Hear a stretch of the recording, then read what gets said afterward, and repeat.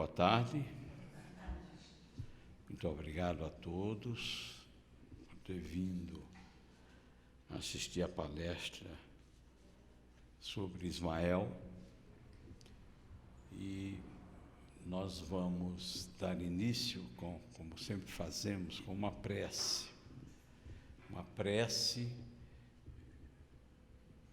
de Humberto de Campos a respeito desta casa, a Federação Espírita Brasileira, que foi recebida por Chico Xavier e publicada no Reformador, que é o porta-voz impresso da Federação Espírita Brasileira desde 1884. Essa prece foi publicada em outubro de 1950, logo depois do famoso caso Humberto de Campos, né? Humberto de Campos, ele assina como irmão X, porque a partir de então, do caso Humberto de Campos, ele começa a assinar como irmão X. E Chico Xavier recebeu o Santuário de Ismael. De portas abertas, diante da paisagem escura em que se agitam os viajores humanos, o Santuário de Ismael, no Brasil, reflete a luz da Boa Nova em comunhão com as fontes celestiais.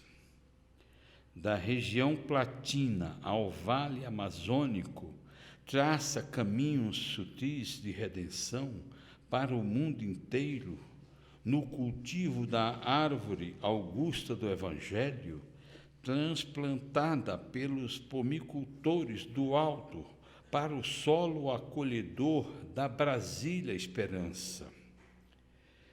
Dia e noite, o seu leque gigantesco de claridades sublimes varre o céu constelado, descortinando ao planeta o alvorecer da nova era.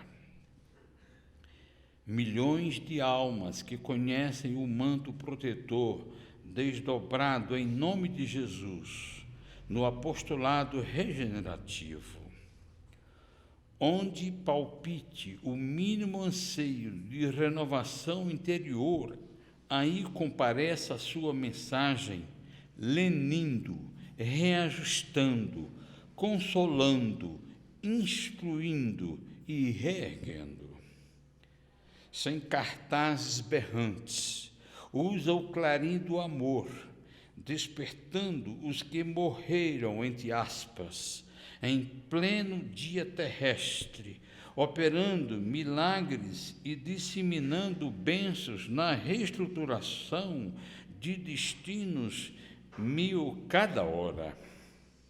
O templo de Ismael, cujo coração pulsa, ditoso na Federação Espírita Brasileira, não conhece inimigo, onde é defrontado pela injúria, e sim irmãos ignorantes, que se mostram credores de tolerância e esclarecimento. Não relaciona culpados, onde a justiça enxerga criminosos, e sim infelizes, carecentes de amparo e colaboração.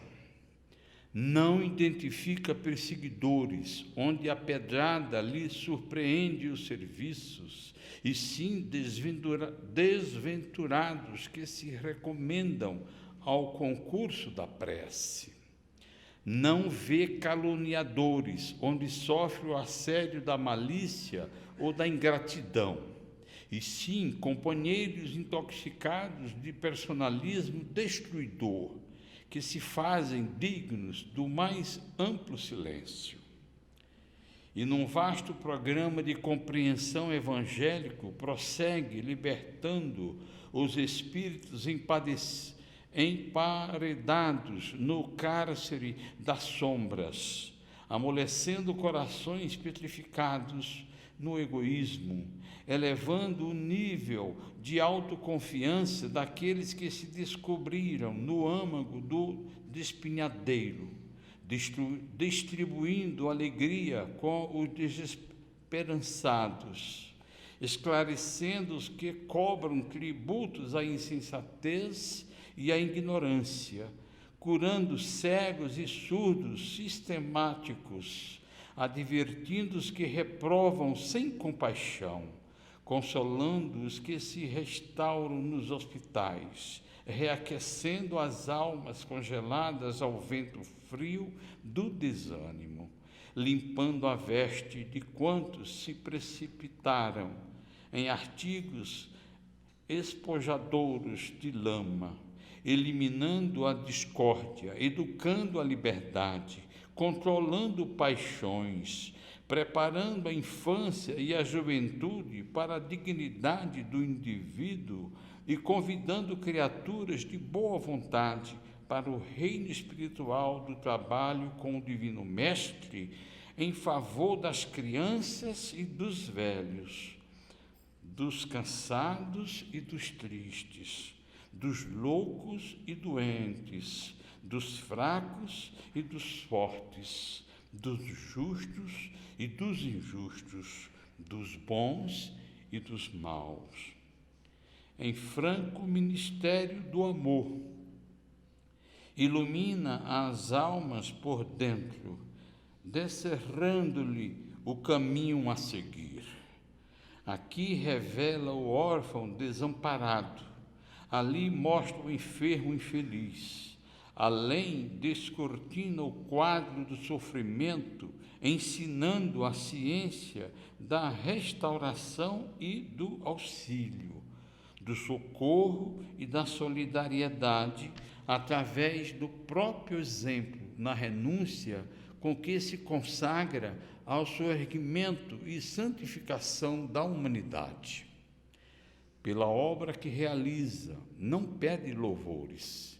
Pelos benefícios que espalha, não lança o imposto do reconhecimento. Confere o bem pelo mal e pela abençoada luz que acende, através do livro cristão, no lar brasileiro de 8,5 milhões de quilômetros quadrados. Não reclama senão a possibilidade de continuar agindo e crescendo para servir a todos. Ainda assim, na legítima sementeira da fraternidade e da elevação, conduzindo o estandarte da era nova pelas mãos abnegadas e valorosas dos obreiros fiéis que o servem. O santuário divino não se furta à guerra fria das trevas, recebendo sem revolta os golpes da maledicência e da suspeição, retribuindo-os com o entendimento e com a bondade daqueles que nunca se cansam de ajudar e progredir. Grande templo de Ismael, perdoa os peregrinos em desesperos que te atravessam os pórticos sagrados sem alijar o barro das sandálias. Auxilia a todos que ainda te não podem compreender e de antenas erguidas para a espiritualidade superior, prossegue para adiante, estendendo a boa nova a todos os quadrantes do mundo, sob o céu doce e claro do Brasil, em que resplandece vitoriosa e sublime a estrelada mensagem da cruz. Irmão X, pelas mãos abençoadas de Chico Xavier, em 1950, publicada no Reformador. Sempre que a gente liga alguma coisa com Humberto de Campos e com a Federação Espírita Brasileira, a gente tem um carinho especial pela Federação, a casa que nos trouxe Chico Xavier, que nos trouxe Ivone Pereira, que editou os livros desses dois gigantes do mediunismo espírita cristão. Nós vamos, então, falar um pouco sobre o Taiguara Ortiz. É um jovem espírita que comanda aí uma outra comunidade, jovens como ele e sua jovem esposa, com a companhia da sua também jovem mãe, e aqui ele encontrou um local para também se doar à doutrina espírita, com o estudo, com as palestras.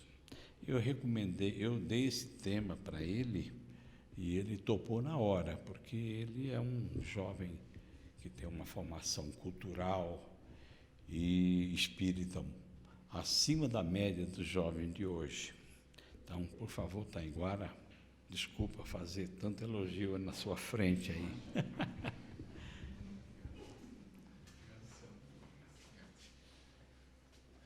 Boa tarde a todos. Que a paz do Mestre Jesus esteja conosco hoje e sempre, né? Sempre é uma alegria falar um pouquinho sobre o Evangelho de Jesus. E hoje, enfrentando um desafio grande, né, de falar sobre Ismael, né, o patrono dessa casa que nos acolhe com tanto amor, né? Então, eu comecei a pesquisa sobre o Ismael, como todos nós, buscando na literatura clássica, né, que nós falamos, né, na Bíblia, né? E eu fui lá no Velho Testamento, onde nós encontramos a primeira menção a esse espírito, Ismael. Então, quem é Ismael? Nós vamos lá para o Velho Testamento, no livro Gênesis, Moisés, capítulo 16, onde lá é narrada a história de um casal, né? De um casal Saraí e Abraão. Os dois eram casados há muito tempo, muitos anos, e Saraí não podia ter filhos, ela era estéril, ela não podia trazer a descendência à família. E aí, nesse contexto de complexo na época, né, o mundo naquela época estava ainda na infância espiritual, né, naquela época. Ela se vê nessa situação, ela encontra uma solução. Ela busca uma escrava, que é Agar, e faz uma proposta, que Agar concebesse um filho do marido para garantir a descendência da família, né, para perpetuar aquela família. E assim, Agar era escrava, não teve nem escolha, teve que encarar esse desafio. Ela concebe um filho, né, filho bastardo de Abraão, então seria o Ismael. Então, o Ismael é filho de Agar, a escrava de Abraão, né? E todo esse plano, toda essa ideia veio de Saraí. Pois bem, só que Saraí não contava com a reação dela mesma, né, depois desse nascimento. E ela se sentiu muito desconfortável com a situação. E ela começa a fazer uma espécie de perseguição, no texto fala isso. Então tem aquele problema, aqueles conflitos existenciais familiares graves ali, naquele núcleo. O que faz um dia até a nossa Agar, a escrava, ela fica tão desesperada que ela fala, vou fugir com meu filho, eu não preciso passar por isso, né? E ela faz isso, ela sai correndo, fugindo para o deserto, e lá, ela desesperada, o que ela faria da vida sem a possibilidade de criar sozinha aquela criança, ela recebe um anjo, que na literatura está lá descrito como Iavé, que recomenda para ela que ela voltasse para casa e para continuar com esse projeto, porque tudo poderia melhorar, porque Saraí poderia ter seu próprio filho. E aí ela confia naquela palavra, ela é uma mulher de muita fé, né? E volta para casa. E aí os conflitos continuam, né? Ela continua com com os mesmos conflitos em família, só que passa o tempo remédio para tudo, né? 14 anos se passam na história. E de fato, Saraí tem um filho de Abraão, um filho biológico. E aí nasce Isaque. Isaque, então, irmão de Ismael. Só que nesse momento, Saraí, que agora já não era mais Saraí, era Sara, ela, não contente com aquela situação, ela continua perseguindo aquela situação, aquele casal, ela continua não aceitando o filho, né, bastardo da família. E ela sugere para o marido que agora não precisava mais daquele filho, que pudesse expulsar os dois, a escrava e o filho bastardo. E o marido, recebendo aquela recomendação, fala assim: será que eu faço isso? Ele ficou muito, sentido com essa recomendação. Aí ele pergunta para Deus. E Deus fala: não, pode seguir com esse plano, porque Ismael tem um futuro certo e ele vai ser a origem de um povo muito promissor. E assim ocorre, né? Ele chega e expulsa o filho bastardo, o filho da escrava e a escrava. Pois bem, né? Esse é o Ismael, né? O que acontece nesse contexto? Seu irmão, Isaque, né, não transmite nenhuma solidariedade nesse momento. Ele até se regozija da dor do próprio irmão e deixa ele embora, né? E ele sente então aqui essa rejeição, esse afastamento da família de maneira brusca, né? Então o Ismael, ele experimenta o que nós falamos da doutrina espírita, das piores provas, que são as provas do coração, né? Muitos de nós passamos por provas materiais, provas físicas, mas quando nós sentimos a prova física do sentimento, né, do sentimento do coração, muitos de nós sucumbimos. E o Ismael encarou de frente, experimentou esse abandono e reconstruiu a sua própria vida com a sua mãe.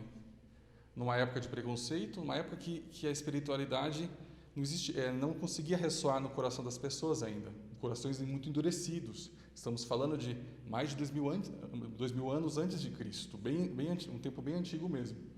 E ele vence essa provação rude do desafeto, ele vence esse momento difícil e consegue, né, vencer essa encarnação, né? O Haroldo Dutra Dias diz que o Ismael, nessa época, seria um espírito bem-aventurado, já tinha um grau adiantado na sua evolução, né? E ele seria, então, um espírito completista nessa época. Pois bem, né? Ismael no Velho Testamento. Nós sabemos que os textos do Velho Testamento são alegorias. E o que nós podemos tirar dessa mensagem, né? Então, Ismael foi alguém que venceu uma situação extrema de uma prova sentimental, uma prova do abandono. E ele superou, ele conseguiu vencer apesar de todos os obstáculos, né? E essa é uma característica que ele precisaria realmente exercitar para a missão que viria muito mais tarde, que nós vamos falar mais tarde. Então, o Ismael já estava sendo preparado, né? Eu acho que essa é a mensagem dessa lição, né, do Velho Testamento. Ele estava sendo preparado para uma lição muito maior que viria bem mais adiante. Muito bem, aqui são umas setas, não apareceu, mas existem umas setas aqui, que o tempo não passa, né? E a locomotiva da evolução não para nem um minuto. A natureza não para, né, de evoluir e a nossa história também não. Depois dessa época, né, os hebreus vieram com a ideia do Deus único, não por acaso.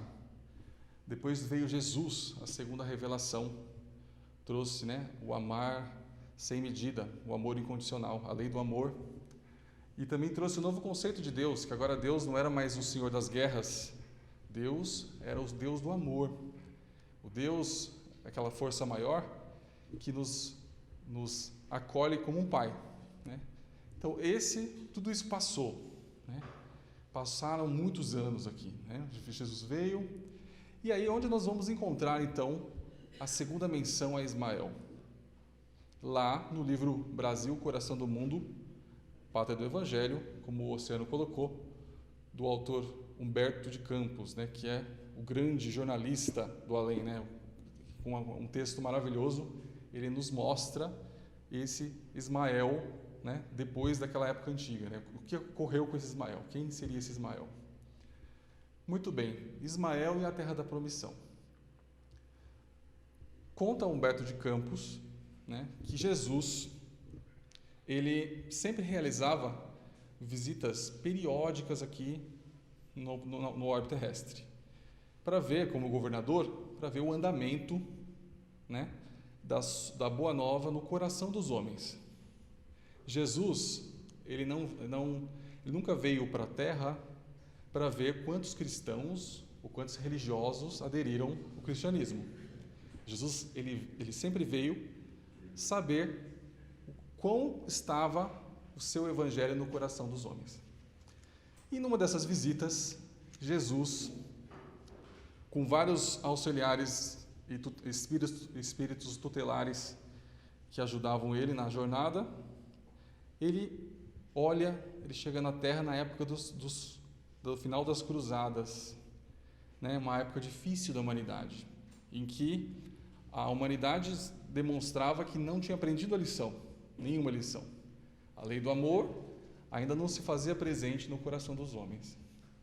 Jesus, ele olha aquela situação, e no texto lá do Humberto de Campos, ele demonstra lá uma espécie de decepção. Uma decepção por aquela situação. E ele está ali, naquele momento, né, com um discípulo específico chamado Eliú, que é um grande profeta, foi um grande profeta na época de Jesus, né, ele é contemporâneo de Jesus, e, segundo os estudiosos, ele é o grande sociólogo do cristianismo, o grande sociólogo espiritual, né? E ele está ali, vendo aquela situação, aquela decepção daqueles espíritos, e ele sugere para Jesus, Jesus já tinha o plano na cabeça, mas ele queria escutar daquele grupo, né? Escutar daquele grupo a solução, até como lição pedagógica para aquele grupo de espíritos que o auxiliavam, para eles que encontrassem uma solução. E aí, o Eliú fala para Jesus, eu vou ler aqui, eu pedi permissão para ler, porque acho que o texto fica mais correto. Então ele tenta consolar a todos, o Eliú, e ele fala, mestre, tem um lugar, né, ele já falava da América, que existe um povo simples onde podemos começar uma terra nova.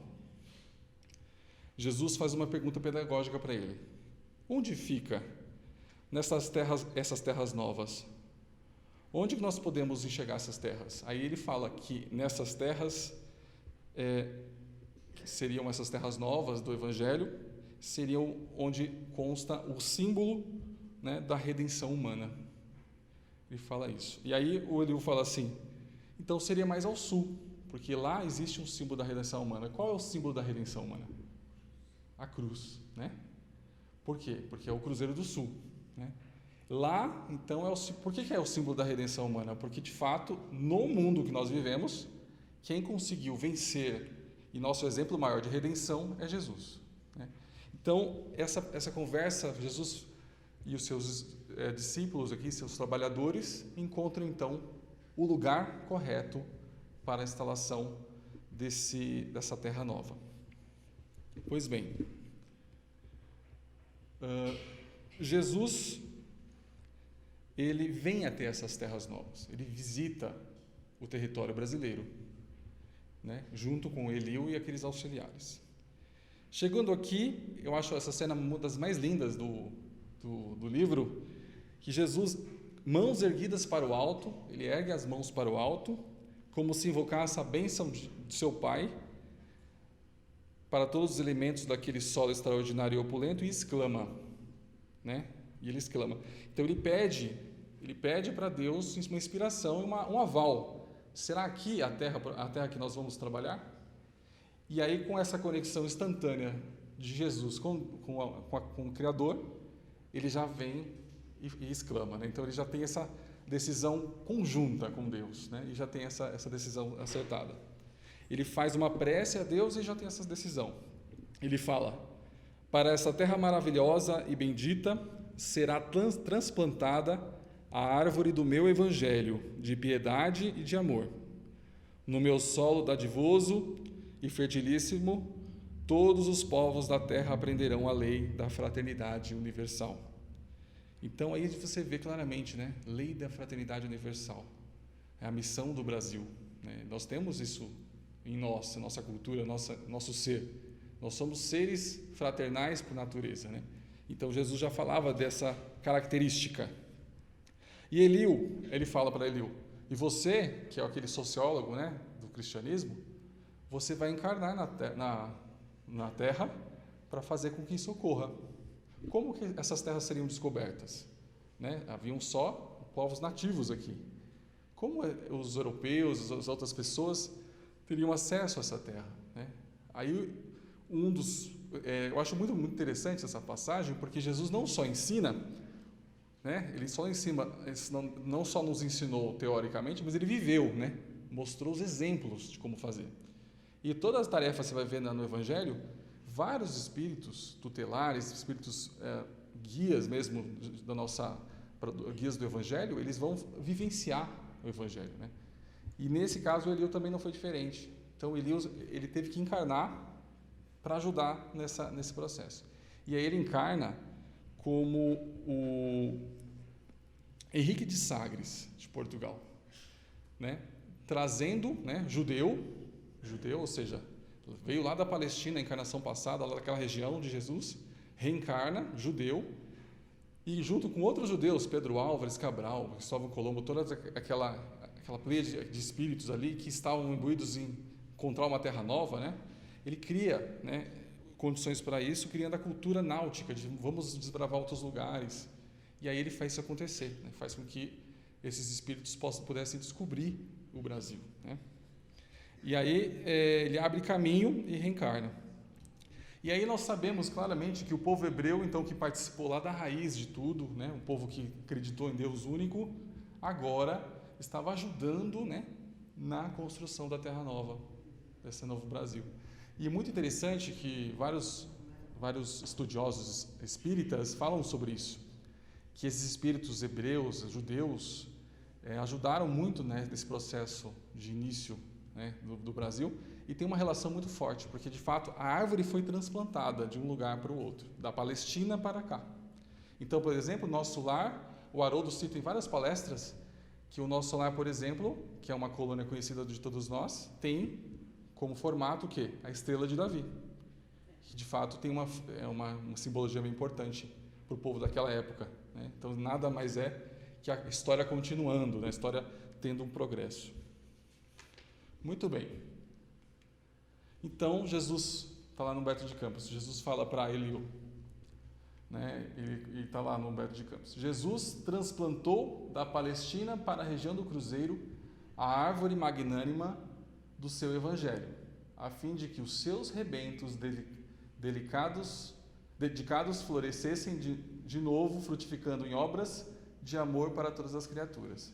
E aí, nesse momento, ele precisava de um espírito que fizesse, então, esse transplante da árvore lá da Palestina, de fato, para a Terra Nova. Ele precisava de um espírito responsável, em condições de encarar esse desafio de iniciar uma Terra Nova. E aí ele convida Ismael para essa missão, né? Então, na alvorada dos 500, Jesus, ele vem, então o Brasil foi descoberto e Jesus vem visitar a terra descoberta, né? Na alvorada dos 500. E aí Humberto de Campos diz: uma alegria paradisíaca reinava em todas as almas que comemoravam o advento da pátria do Evangelho, quando se fez presente na Assembleia Augusta a figura misericordiosa do Cordeiro. Então, Jesus pessoalmente estava aqui dando apoio, né? Dirigindo-se a um dos seus elevados mensageiros, então, Ismael, né? Ele diz com doçura: Ismael, manda o meu coração que doravante sejas o zelador dos patrimônios imortais que constituem a terra do Cruzeiro. Recebe-a nos teus braços de trabalhador devotado de minha seara, como a recebi no coração, obedecendo às sagradas inspirações do nosso Pai. Então ele se refere nesse instante àquele momento em que Jesus veio aqui conhecer esse território, né? E põe as mãos ao alto e pede permissão para Deus para continuar o projeto. Então ele se refere a esse momento e ele convida então Ismael para ser o zelador. Zelador é aquele que zela, aquele que cuida, aquele que coordena com amor. E é isso que Ismael vai desempenhar, esse papel. Ele continua: reúne as incansáveis falanges do infinito, que cooperam nos ideais sacrossantos de minha doutrina. E inicia desde já a construção da pátria do meu ensinamento. Para aí transplantei a árvore da minha misericórdia e espero que a cultives com tua abnegação e com teu sublimado heroísmo. Aí o texto continua, eu peguei esse trecho aqui. Ela será, né, a nova terra, será a doce paisagem dilatada do Tiberíades. Nesse instante está anunciado. A Galileia, a antiga Galileia, agora estava no Brasil. Nós tínhamos agora o novo ambiente para o Evangelho, para estabelecer o Evangelho de Jesus, de Deus. Muito bem, aí vem a parte que eu acho das mais emocionantes do livro, que eu convido a todos que leiam, releiam e revisitem esse livro, que é incrível, né? Brasil, coração do mundo, pátria do Evangelho.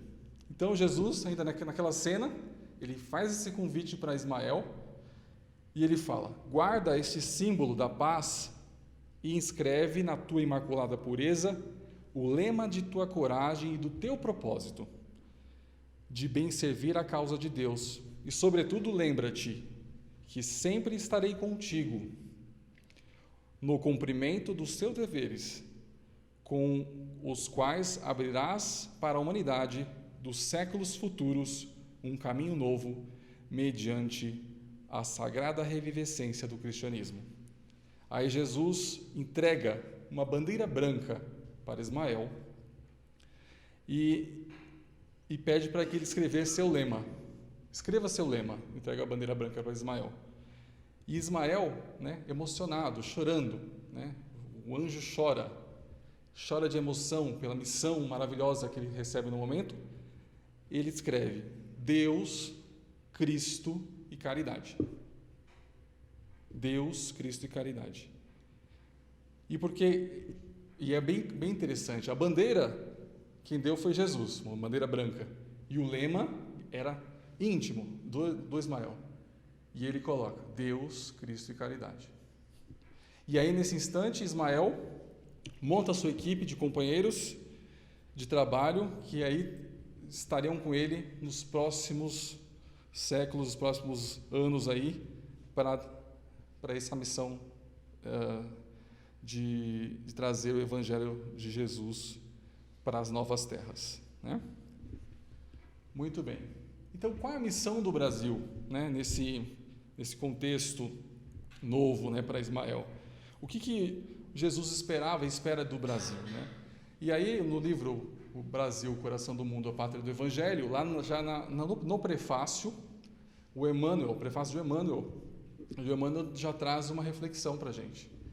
O Brasil, lá, ele cita Rimbaud, que é um naturalista alemão, em que ele conta que esse naturalista alemão, visitando as terras brasileiras, mais especificamente o rio Amazonas, ele fica encantado com a biodiversidade brasileira.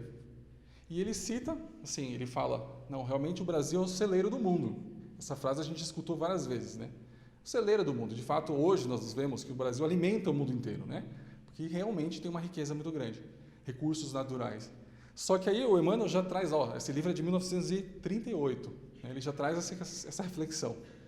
Ele fala assim, que o Brasil deve se estender essa concepção. É celeiro também numa significação espiritual, principalmente com uma significação espiritual, né? O Brasil não está somente destinado a suprir as necessidades materiais dos povos mais pobres do planeta, mas também a facultar ao mundo inteiro uma expressão consoladora de crença e de fé raciocinada, e a ser o maior celeiro das claridades espirituais do orbe inteiro.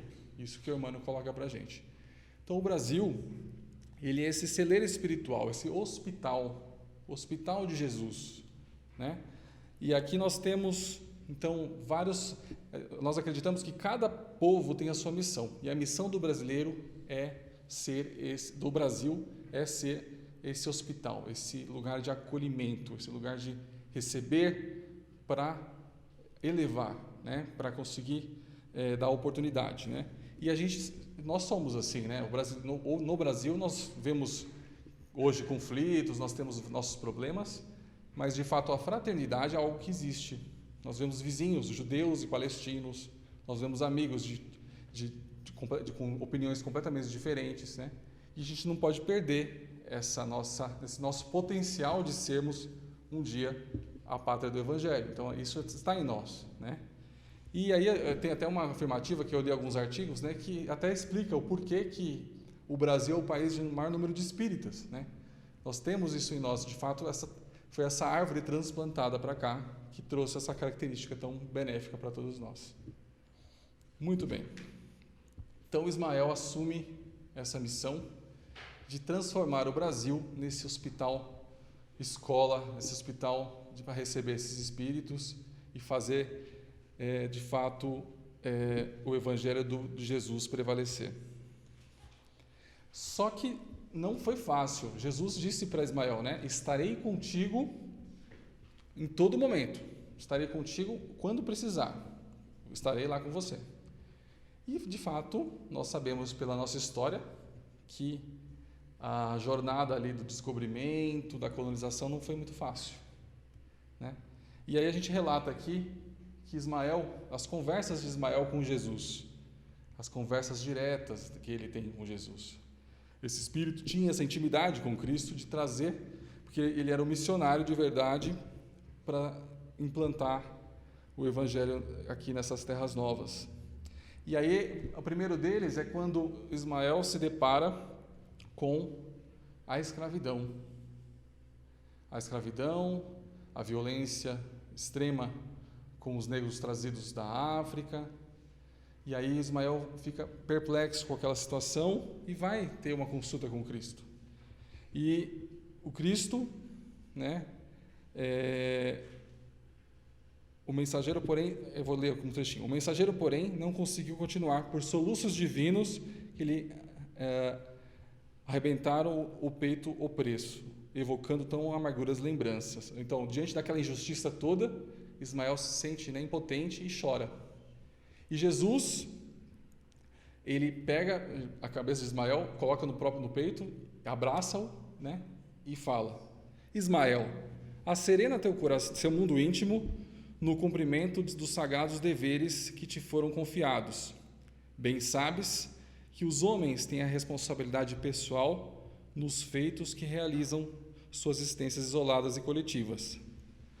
Mas se não podemos tolher-lhes a liberdade, também não podemos esquecer que existe um instituto imortal da justiça divina, onde cada qual receberá em conformidade com seus atos.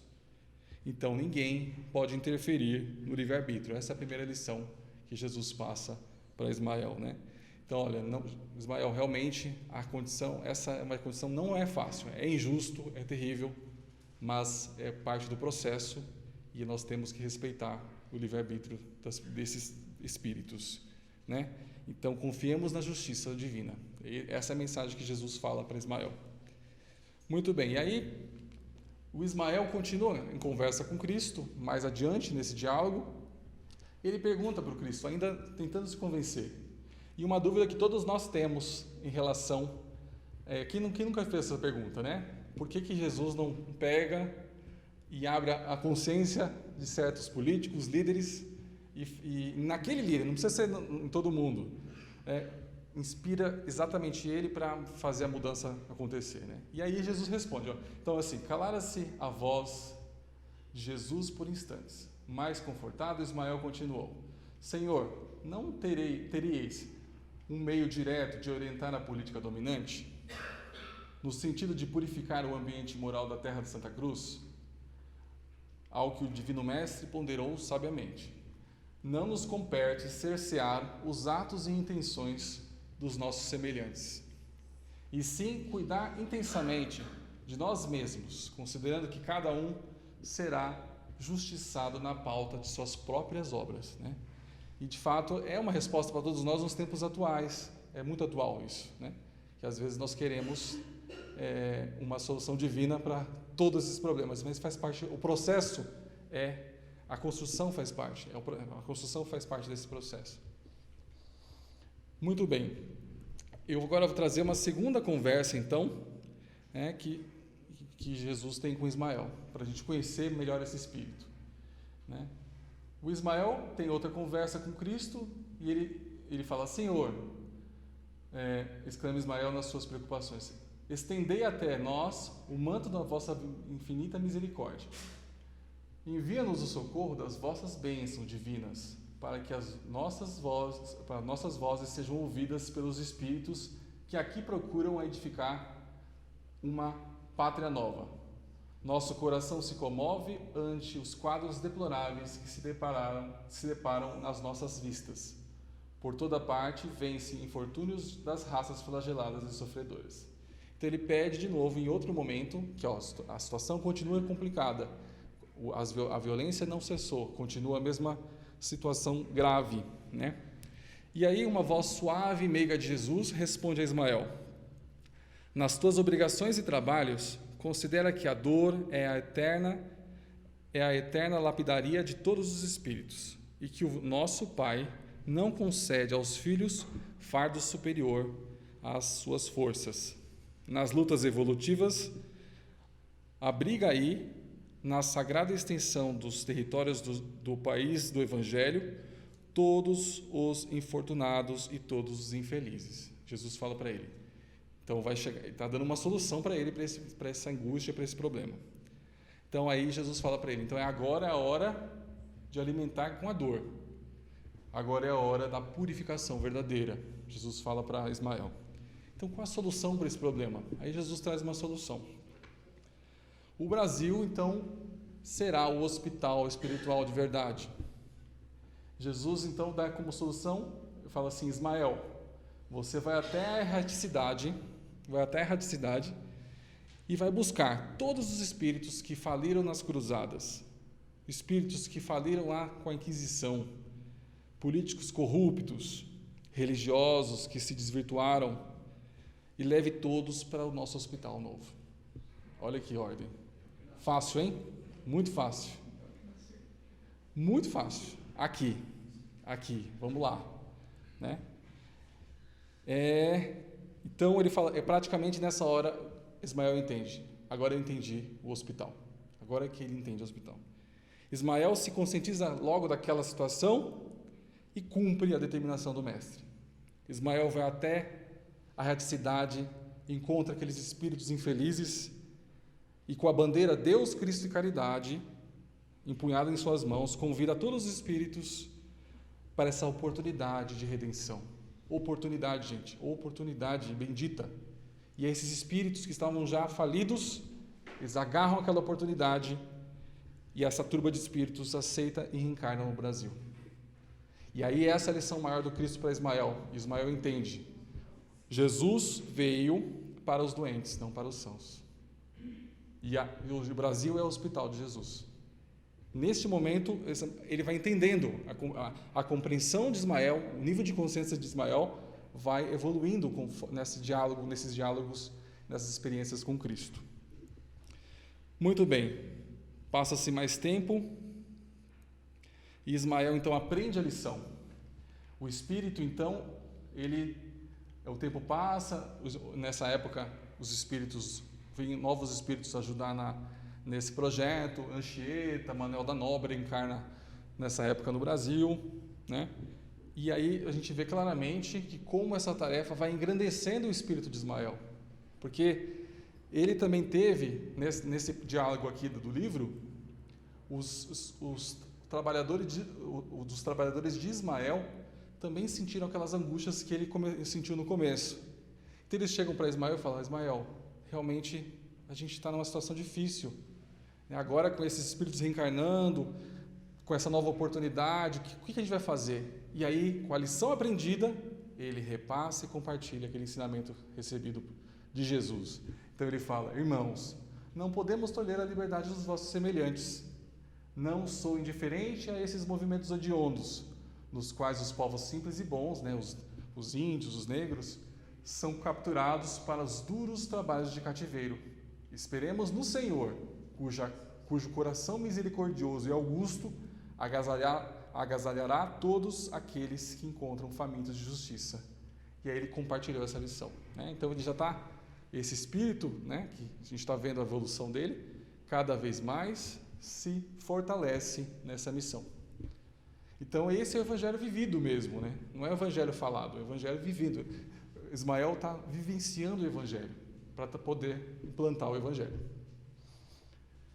Perfeito. Nessa época, então, Ismael recebe reforços, E Jesus envia espíritos, então, para acelerar o processo de progresso aqui da nossa região, E aí, num diálogo também com Cristo, E esse trecho eu acho bem interessante. Jesus está lá com vários espíritos, e aí ele recebe confidência de Ismael, que aí no texto não fala o que ele falou com Jesus, que eles falaram, Eles são confidências.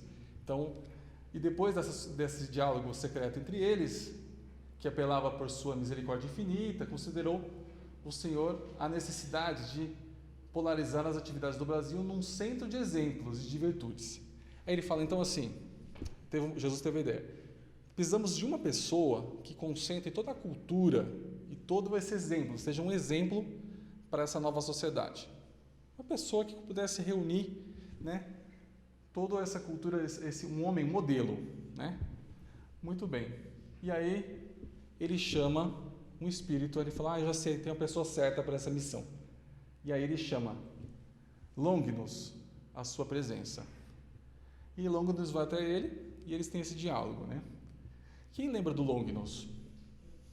Longinus foi aquele soldado que perfurou Jesus, quando Jesus estava na cruz, nos últimos momentos, e que ele, o Jesus já quase desencarnando, e a maldade daquele ser faz com que ele espete uma lança, Jesus já machucado, e esse espírito com essa maldade faz esse ato impensado. E aí esse espírito, por que esse espírito, Jesus chamou esse espírito para essa missão? Longinus. Com certeza, por quê? Porque lembra da árvore? Aqueles que estavam lá na Palestina, que tinham aquele compromisso, agora estão sendo transplantados para uma outra oportunidade, para agora aprenderem de verdade. E aqui, nós temos então esse diálogo. Jesus fala para ele: Longinus, entre as nações do orbe terrestre, organizei o Brasil como o coração do mundo. Minha assistência misericordiosa tem velado constante pelos seus destinos. Olha, Jesus zela constantemente pelo destino de Longinus, e inspirando a Ismael e seus companheiros no infinito. Ou seja, Jesus, ele está imbuído no projeto de Longinus e também no projeto da Nova Terra, Ele cuida desses dois projetos, o projeto pessoal de Longinus e da Terra Nova, E aí ele responde para Jesus: muitas existências de dor tenho voluntariamente experimentado, ou seja, ele já estava no processo de regeneração dele mesmo, para gravar no íntimo do meu espírito a compreensão do vosso amor infinito, que não pude entender ao pé da cruz dos vossos martírios no Calvário. Ou seja, ele está dizendo: hoje eu já sou outra pessoa, mas aquele homem velho ainda está aqui, mas eu já estou um pouco melhor. Em razão dos espinhos da vaidade e da impenitência que me sufocam naquele tempo a minha alma, que se sufocavam aquele tempo na minha alma. Então ele relata como ele estava na época, espiritualmente. E aí Jesus oferece para esse espírito essa missão de vir ao Brasil para reunir todas essas virtudes e exemplificar como deveria ser, né, o homem e o evangelho. E Longinus, se você cumprir essa missão, essa vai ser sua última encarnação. Se você cumprir de verdade, você vai conseguir retirar aí e cumprir, fechar a fatura, né, da reencarnação, dos resgates. Muito bem. Quem é Longinus, gente? Quem seria esse Longinus? Quem é essa pessoa que reuniu todas essas virtudes para o Brasil? Ele poderia reunir ou não. Lembra, livre-arbítrio. Ele tinha essa proposta. O que ele fez, essa proposta, estava nas mãos dele. Pois bem, Longinus encarnou como Dom Pedro II nas terras brasileiras. Longinus, né? E vamos lembrar desse espírito. Ele vence a solidão, o abandono afetivo, né? Esse espírito. Ele assume o trono aos 15 anos e não se deslumbra, ou seja, o poder nas mãos, né? Nós falamos tanto disso. Né? Tinha postura mansa e pacífica, sem revolução, sem violência, nunca teve atitudes intempestivas. E ele vence essa encarnação, reafirma, ele consegue trazer esse potencial de exemplificação que Jesus queria. E hoje, os historiadores já estão revendo o papel desse espírito, que de fato ele era muito à frente do tempo dele. Né? Humberto de Campos fala que ele é o monarca mais republicano que existe, porque ele já tinha uma visão de futuro, já tinha uma visão ampliada da realidade. E aí eu trouxe essa frase só para a gente entender um pouquinho, né? Porque eu acho que dá outra palestra essa história, né? Essa frase que ele fala assim, a frase de Dom Pedro II: se não fosse imperador, desejaria ser professor. Não conheço missão maior e mais nobre que dirigir as inteligências jovens e preparar os homens do futuro. Evangelho, né? Não, nada devo, e quando contraio uma dívida, cuido logo de pagá-la. E a escrituração das despesas de minha casa pode ser examinada a qualquer hora. Não adjunto dinheiro, ou seja, desapego, né? De certa forma, desapego. Tenho o espírito justiceiro e entendo que o amor deve seguir estes graus de preferência: Deus, humanidade, pátria, família e indivíduo, né?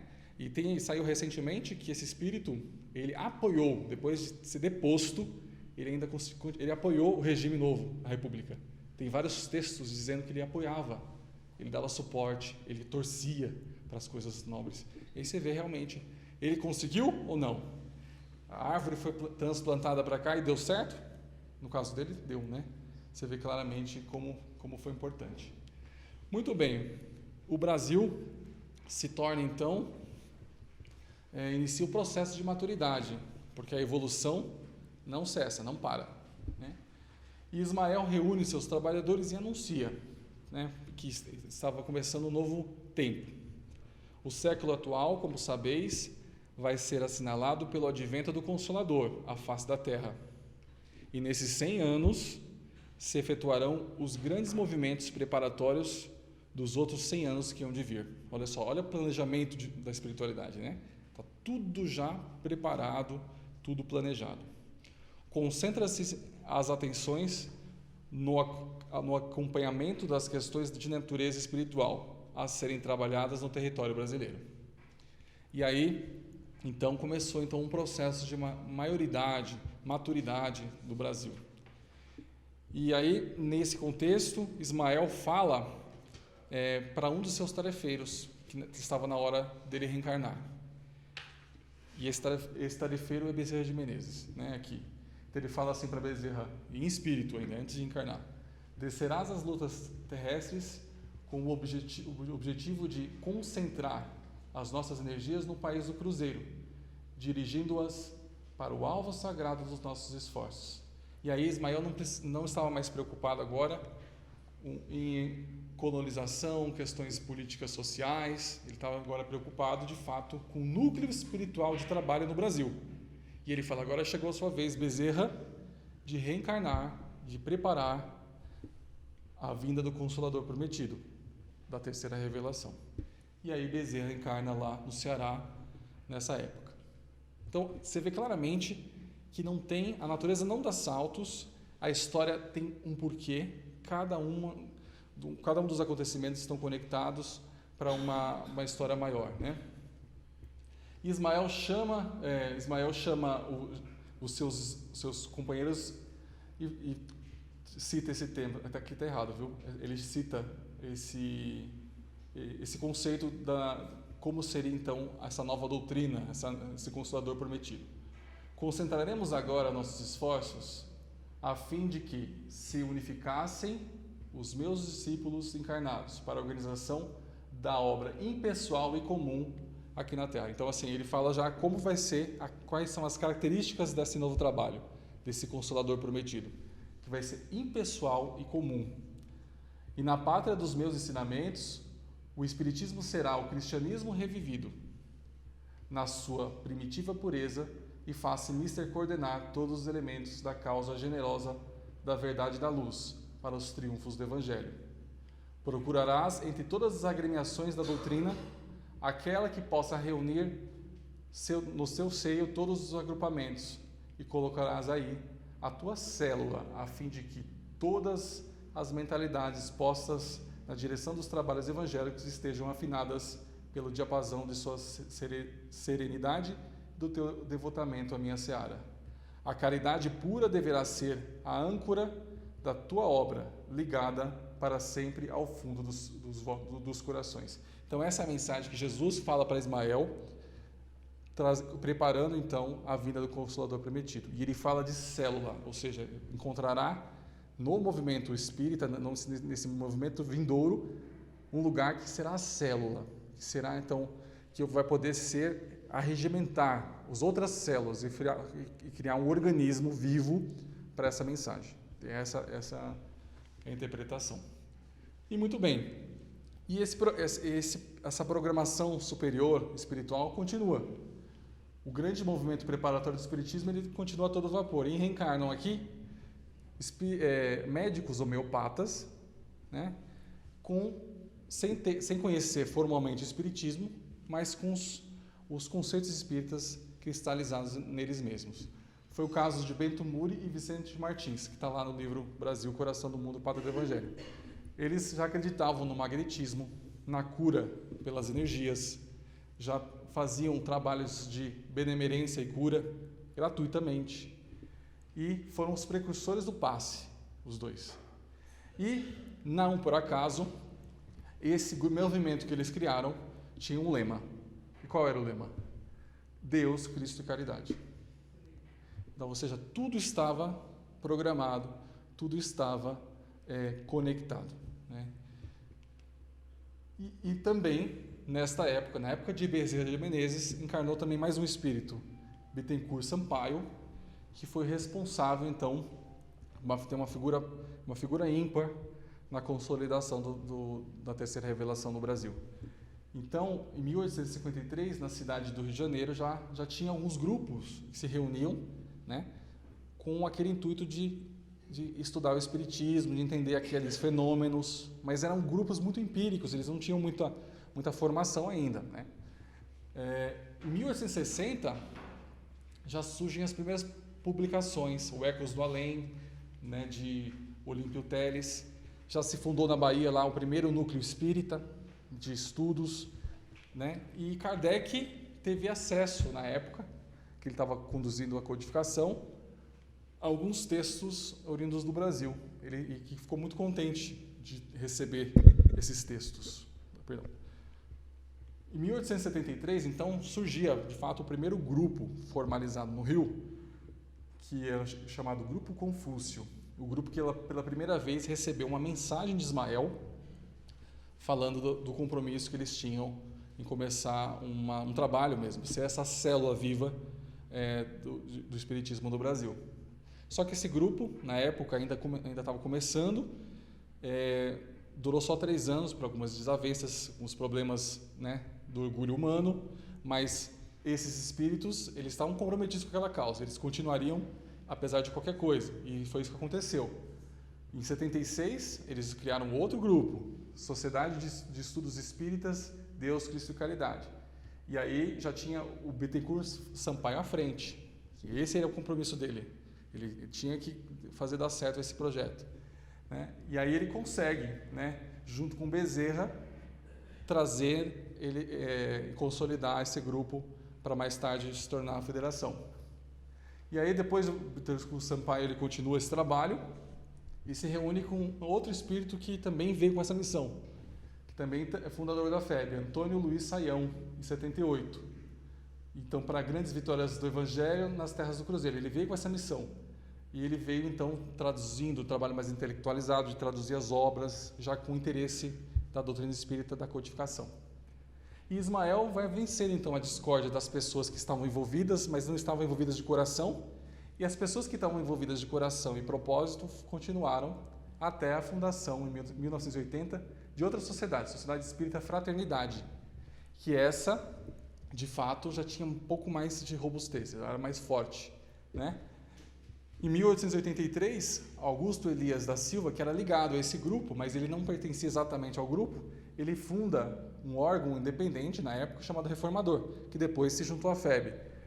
E esse é um órgão centenário de imprensa espírita, e que é um dos 4 órgãos mais antigos aí que estão em vigor até hoje, né? Então, você vê a consistência desse trabalho, continua até hoje, né? Teve poucas interrupções assim, durante a guerra, mas ele continua até hoje. Então, são espíritos comprometidos com isso, né? Então, você vê claramente que quem continuou e perseverou fez dar certo esse projeto. Então, Ismael, em determinado momento, ele orienta. Agora chega a hora de chamar Bezerra de Menezes, depois desse grupo aqui, 1883. Chama o Bezerra de Menezes ao seu apostolado. Elias, né, o autor, o precursor ali do Reformador, ele bate na casa do Bezerra e Bezerra aceita de pronto. Ele já estava preparado para aquela tarefa. E Bezerra de Menezes ele traz essa palma da harmonia, serena os ânimos e consegue arregimentar para a criação, em 2 de 1 de 84, da Federação Espírita Brasileira, que é a sede diretora do plano tangível dos trabalhos da obra de Ismael no Brasil. Então, a consolidação ali física, né, braço mesmo das obras que seriam trazidas para Ismael.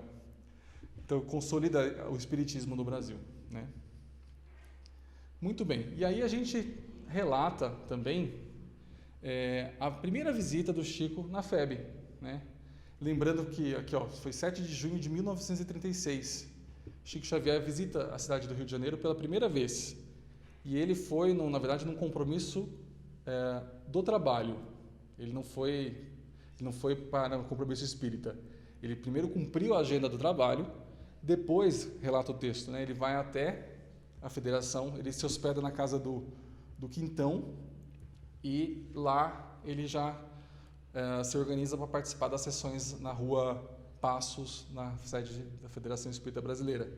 E lá ele recebe várias mensagens. Uma delas é essa mensagem aqui, né? Templo de Ismael.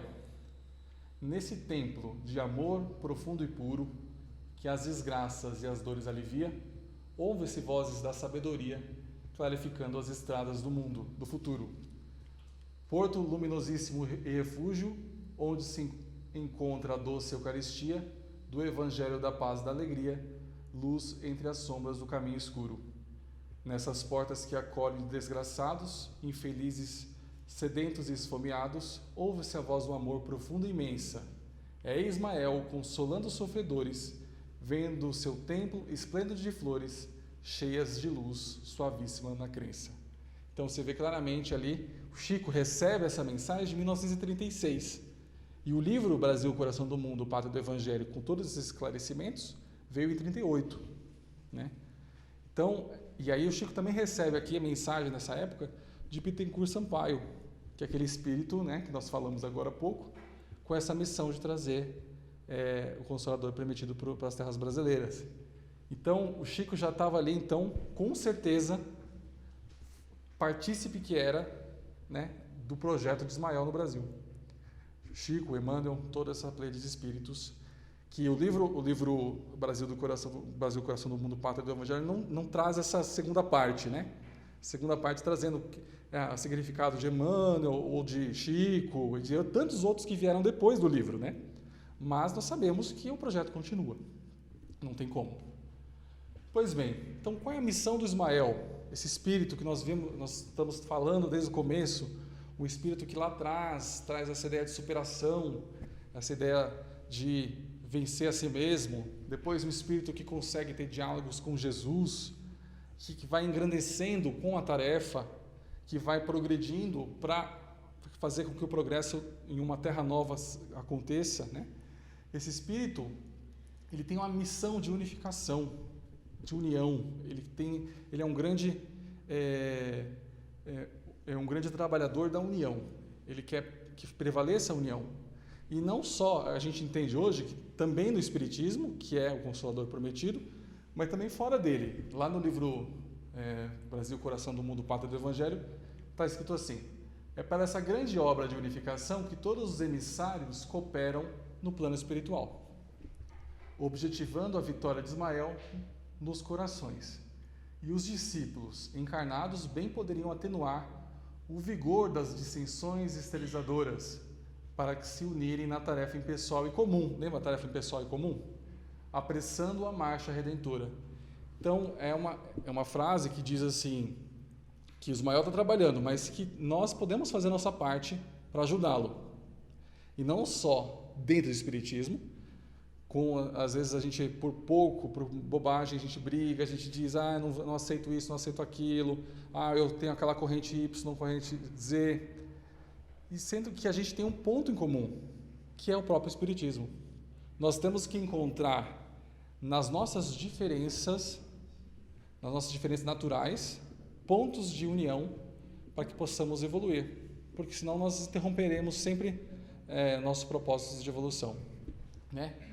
Aí ele cita ainda, falando ainda mais abrangente, né? Nas suas catedrais confortáveis e solitárias e nos teus conventos sombrios, os novos inspirados da Umbria, ou seja, Umbria é a terra de Francisco de Assis, virão fundar refúgios amenos da piedade cristã. Então nós já vemos uma renovação em outras correntes religiosas, né? Na Igreja Católica, né? E você vê claramente o Francisco de Assis presente na Igreja Católica, e está lá no livro Brasil, Coração do Mundo, Pátria do Evangelho. Ou seja, vai chegar um momento em que a ciência materialista vai aceitar, né, as leis que o Espiritismo já preconiza. Vai chegar um momento em que as religiões vão aceitar, porque é uma realidade, não é uma teoria. É uma realidade. Vai chegar determinado momento que vai ser uma realidade para todas as outras religiões. E é isso que Ismael pretende. Ele pretende suportar também, não só o Espiritismo, mas todo mundo que queira, qualquer espírito que se dedique ao estudo ou ao exemplo do Evangelho. Ou seja, todo mundo que tiver com o propósito do Evangelho é discípulo de Ismael. Porque esse espírito luminar, esse espírito que é um professor de todos nós, ele está sempre nos incentivando em direção do bem, em direção do Evangelho. Então essa é a grande conclusão que a gente traz nesse estudo que nós fizemos do Ismael. E aí nós sabemos que a direção da nossa pátria está nas mãos de Jesus e de Ismael e dessa pleiade de trabalhadores, né? E a gente encerra a nossa palestra com essa frase de Ismael, que eu acho muito interessante. Essa frase a gente precisava ler ali todos os dias, né? Para a gente não esquecer o propósito da nossa pátria, né? Do nosso caminhar. O Brasil tem a missão de cristianizar a terra de todos, a terra da fraternidade, a terra de Jesus, a terra do Evangelho. Se a gente não perder isso de vista, nós já estaremos caminhando para a nossa evolução enquanto espíritos. Então essas eram as reflexões que nós queríamos trazer hoje sobre Ismael. Peço desculpas pela correria, são muitas informações, mas há muito que se estudar sobre ele. Tem muitos outros livros que nós podemos procurar e aprofundar. E fica o convite, né? Brasil, Coração do Mundo, Pátria do Evangelho. Vamos reler esse livro, porque de fato tem milhares de outras histórias que o tempo a gente não conseguiu trazer aqui. Então fica o convite para que a gente possa revisitar esse livro e conhecer mais sobre esse Espírito tão amoroso que nos ajuda tanto. Muito obrigado a todos, que Jesus nos acompanhe de volta para casa com muita paz e com muita luz nos nossos corações. Muito obrigado.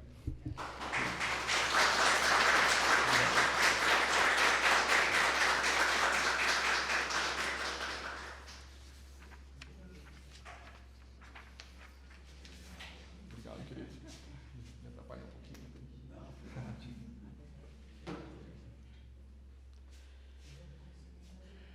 A nossa próxima palestra será no dia 13, no mesmo horário de sempre, das 17 às 18h30, os benefícios terapêuticos da prece e outras práticas espirituais. Quem vai fazer essa palestra é a doutora Márcia Colassante.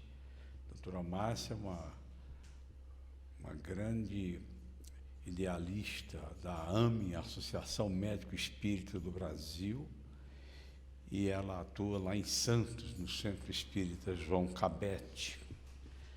Será a segunda participação dela aqui nas nossas palestras. E a doutora Márcia é uma das principais pessoas desse movimento entre saúde e espiritualidade. Foi grande amiga da doutora Marlene Nobre e, felizmente, nossa amiga também. Então, a próxima palestra também é imperdível com a doutora Márcia. Os benefícios terapêuticos da prece e outras práticas espirituais. Para ela terminar, nós vamos chamar a nossa irmã, a mãe do Taiguara, está na Conceição, para fazer a prece final. Por favor. Boa tarde. E assim vamos elevar nosso pensamento a Jesus, ao nosso Mestre amado, agradecidos e felizes por essa tarde abençoada, por tantos ensinamentos, por curiosidades que a gente nem sabia, e agradecido por todos esses espíritos terem existido, ter preparado para que a gente hoje estivesse aqui na nossa caminhada. Agradecemos a Jesus, aos nossos mentores e ao mentor dessa casa, que eles nos levem de volta para a nossa casa, bem, alegres e felizes. Que assim seja, graças a Deus.